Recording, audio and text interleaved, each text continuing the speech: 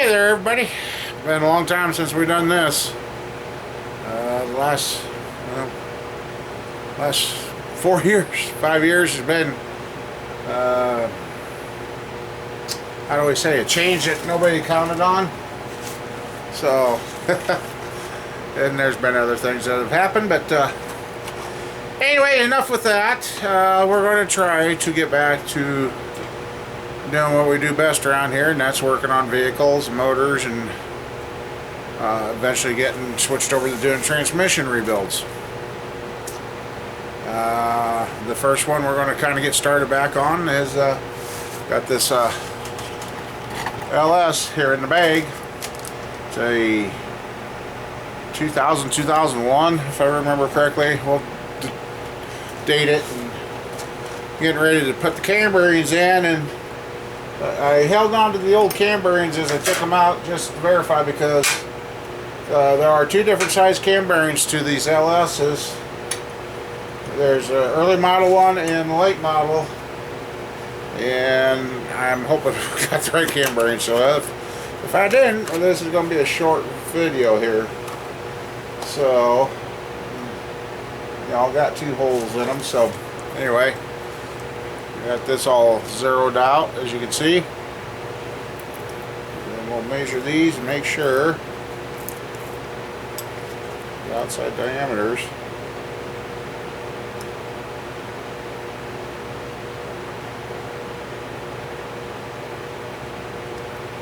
Let's see, try a different spot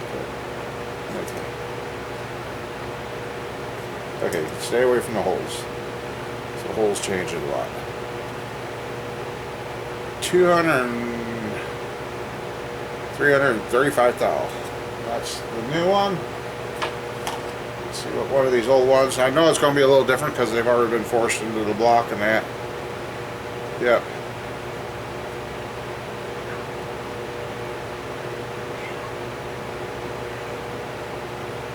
Yep. Okay, I do have the correct one. So I guess with that, I'm going to get the cam bearing tool dug out, stuff I need there, and I don't need to keep these cam bearings around anymore. Set those over there. It's a good thing to do, good practice to keep your old parts around until you get ready to put your new ones in. So, and I want to get this. Good. Just looked off to the side. I found where I put the engine stand bolts for this, because I was like, oh, where'd I put them? But I just seen them there on the toolbox. So we're going to probably use the hoist, get this thing upside down on the stand, get the cam bearings knocked in, and get a rack on the stand. Then after that, we'll be able to set in the new main bearings. This is obviously not the new main bearing. Actually, those can come out of here too. Kept them the verified size. And the reason I'm saying it's a good thing you hold on to your parts, because the 305 we're going to be working on too. Yes, I said the Chevy 305. If I wouldn't have caught it, I would have been really wonder what I would have thrown a lot of money away, because whoever rebuilt that motor, the major manufacturer, they oversized the rods without bringing them back down the size. They oversized them, so those bearings that go into that 305 are 2 or 3 thousandths oversized with a 10 thousandths undersize.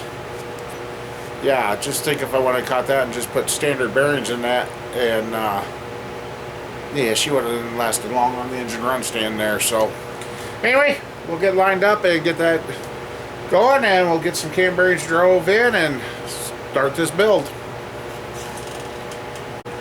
Okay, got the reading glasses here so I can see the numbers on these things, because you just don't take those out of the box and throw them in. They all, when they're factory like this, they all got their specific places. But if you've ever had to have a block line board, then you can get by with putting the same bearing all the way through. So sorry about this.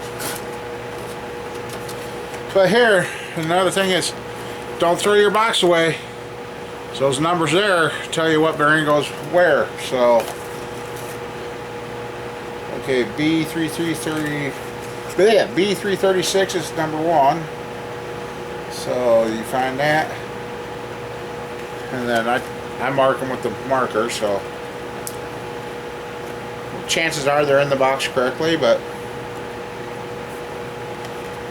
number 1. Number 2 is B337. See the thing going on here?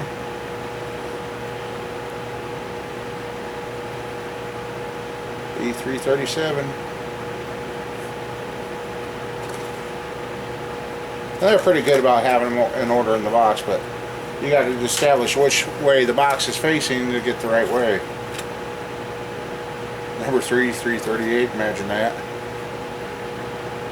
Okay.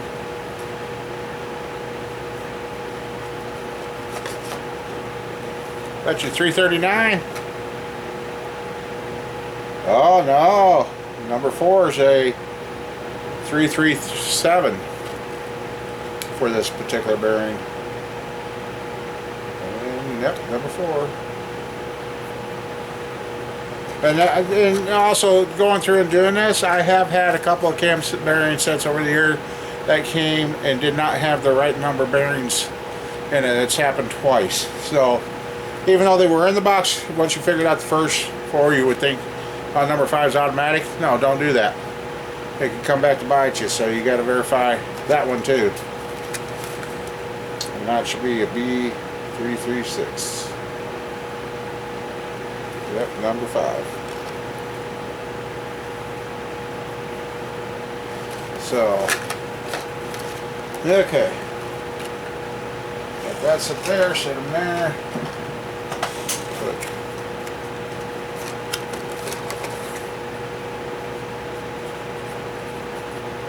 front. Put front on there, so when I got the box, when I reach over, I can say, okay, that's where I grab them from. Got the cam bearing driver set up. This is mine. I gotta grab me a hammer over there. Push it for that. And let's verify this wrench. Yep, okay, that's the wrench. So I gotta grab a hammer and a flashlight, because the reason I use the flashlight is to look at the cam bearing holes and make sure they're in where they're supposed to be. So, alright, let's get set up and we'll do this. Well, for anybody that paid attention, yes, different clothes, different day, different things. So, like I said, out of practice, and then thank you to YouTube on not allowing children in the video. Don't worry, it's just Sheila over there making noise. My grandkids come out, they got interested, and per YouTube's policy, you can't have children in your videos showing them how to work, which I think we need more of that in this country, but anyway. So, yeah, here we are, next day. I guess we got the rings. Oh, let me grab the camera here. Like I said, I'm out of practice, so we got the rings here. We got the gaps established, which one, and I do what they call stacking the rings. The top ring's in there, the second ring's in there. Then over here I have the oil control rings and the wrist pins and everything oiled up, ready to go. The only thing I did do is put the rod bearings in yesterday. But we got the cam bearings in, and right here in that case there, I've got a brand new roller cam that was supposed to go in this motor, but I don't have the aftermarket intake and I don't have the fuel injectors or the money to reprogram, so we're going to put the stock cam back in this, which we got all boxed up ready to send off. Got the crank in. The grandkids were thinking that was the coolest thing to do, is help Grandpa with that. So yes, the cam bearings are in. Cam spin's perfect. I got my cam bearing holes lined up with which oh, it's right there. Yeah, it's this side of the block that they line up on. So that's where we're at. So right now I'm going to finish getting the pistons and rods ready to go in, because the grandkids are going to be out, and I'll do a few for you, and then I'm going to leave a few for when they come out to have them help put this in, because the one grandson's still talking about helping work on a motor yesterday, and he thought that was the coolest thing. So hopefully Grandpa's got a plan here, get some younger helpers around here. So, but yeah, I got, like I said, got the rings stacked, and since this is an LS motor, I don't have the tapered ring compressors for this yet, so I got to use the old band clamp. So I'll get that all ready and that, and I already put come on, well, let's see, I already put the plug in here on the front of the motor for the oil, and then I can't forget the barbell in the back of the motor. Then that's all ready. So like I said, new cam rings, crank is still standard, it polished out perfect. So but anyway, I guess nothing left to do but do it and get to it and get these pistons rods prepped and ready to go in. So I'll bring them back in a few. Okay, we got our little routine down on doing this now. Take you guys through one here. Got my stuff here. Finally got the proper rigs and everything laid out where they need to be, and got a little process to this now. We're going to have a helper here in a second.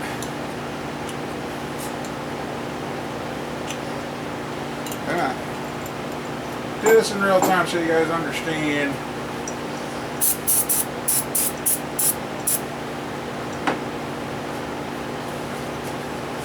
Yeah, I thought you processed it.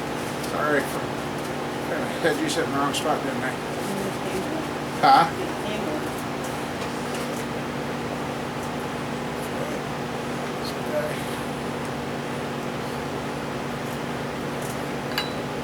I kind of thought I had my process figured out, but yeah, this one ain't so bad.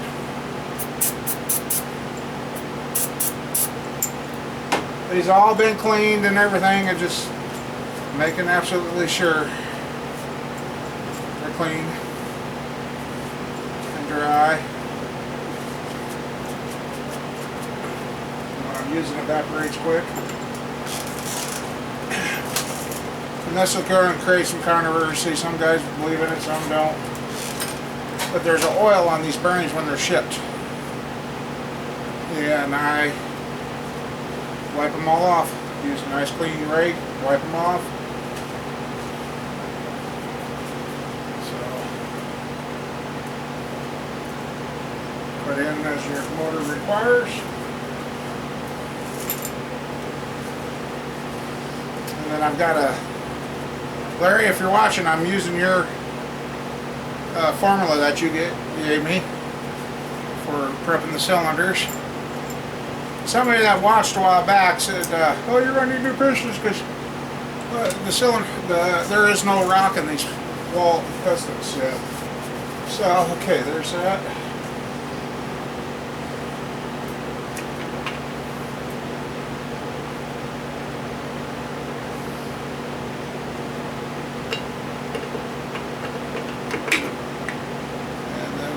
This one.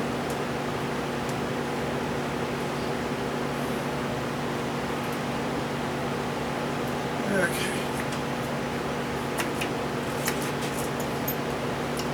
Nothing ever goes like a TV show, that's for sure.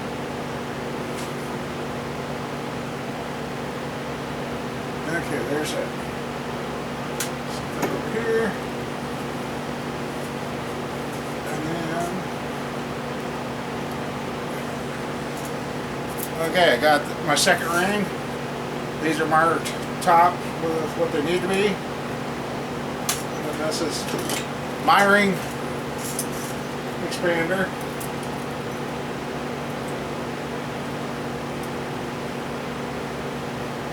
Just because that piston ring was the first one in doesn't mean it's the first one, it's the second one.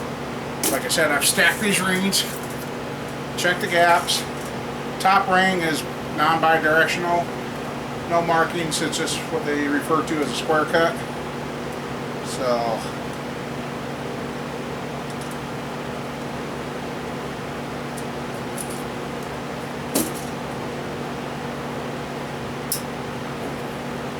okay, Sheila, this is where I want you, since I got that cylinder cleaned out now with rings, I'll take this,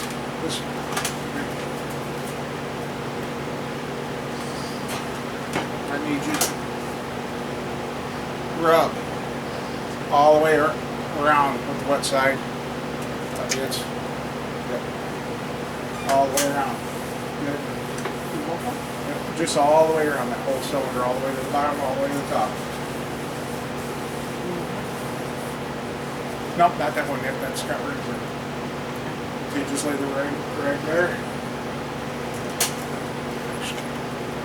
Stay over here out of the way. And then I got this. It's not what's on the bottle is not what's in it. I got a rag on the floor to catch it. I spin the rings. Step back a second. I spin the rings. Make sure everything's free. And clock them like you're supposed to. Huh? Nothing was supposed to. Well, yeah, that's true. And then a little more. I'll load it there. And then, so like I said, I got to use the old school because I don't have the tape ring for this one yet. And then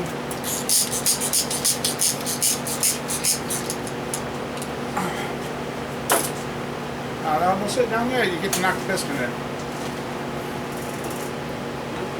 Make sure the piston's fit in the correct orientation. Here. Take that and then tap down on that gently, but hard enough to make it go. Okay. Hold it in. Just a second. Start bringing it down slowly.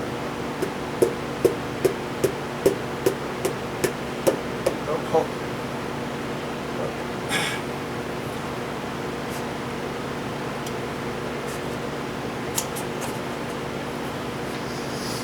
Here, one whack. Again. Okay, there you go. Lay the hammer down.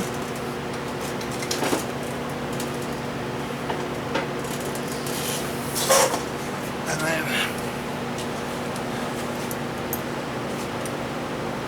these are fractured caps, so they got to go back on the same one that they came off of.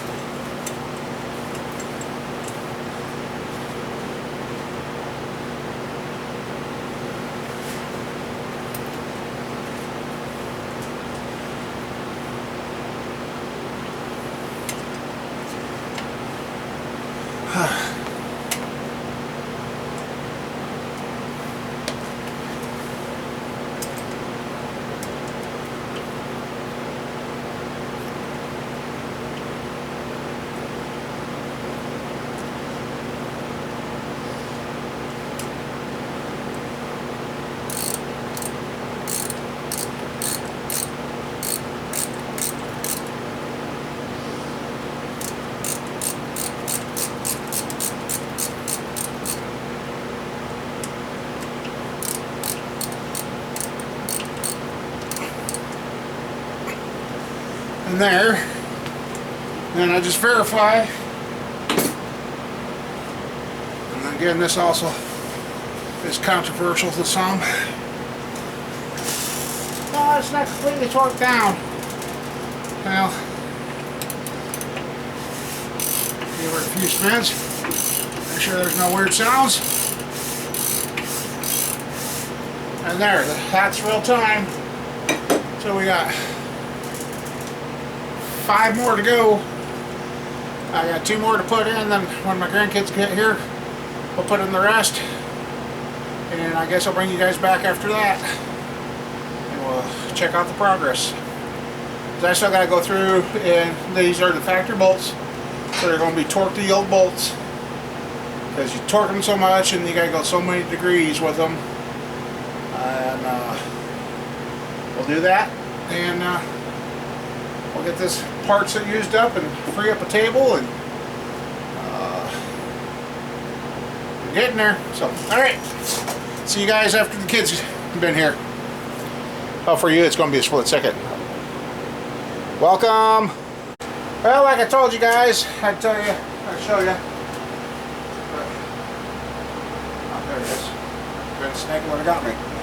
Grandson had blast putting the last 3 in, and he wants to now help build the 305 sitting back over here off camera, but turns over very nicely.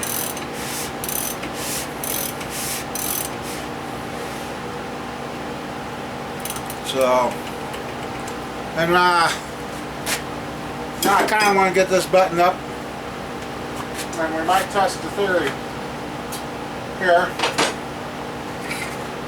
They always say, if you're doing a cam swap in these things, let's tip you guys up. If you're doing a cam swap in them, you're supposed to be able to push them up in there. Well, we might go ahead and install the rollers and lifters and trays, so because you can't forget these before you put the heads on. We might install those, and then when the camshaft gets back, if it's usable, then we'll slide it in, and so I guess we'll see. But, yep, so hopefully I'm working on having a future mechanic in the family. Yeah, he was tickled pink. So I guess this motor here, now I gotta find the oil pan for this and get it cleaned up, and a few more pieces, but we're starting to eat up pieces around here, and so I guess stay tuned. We got a couple more builds coming, so I guess anyway, thanks for watching, and hopefully we keep this going, and see you in the next one. Oh, and happy Easter. This was when I was up, so if you watch this before Easter, well, it's probably going to be after Easter, so happy belated Easter to everybody. Talk to you later. Bye.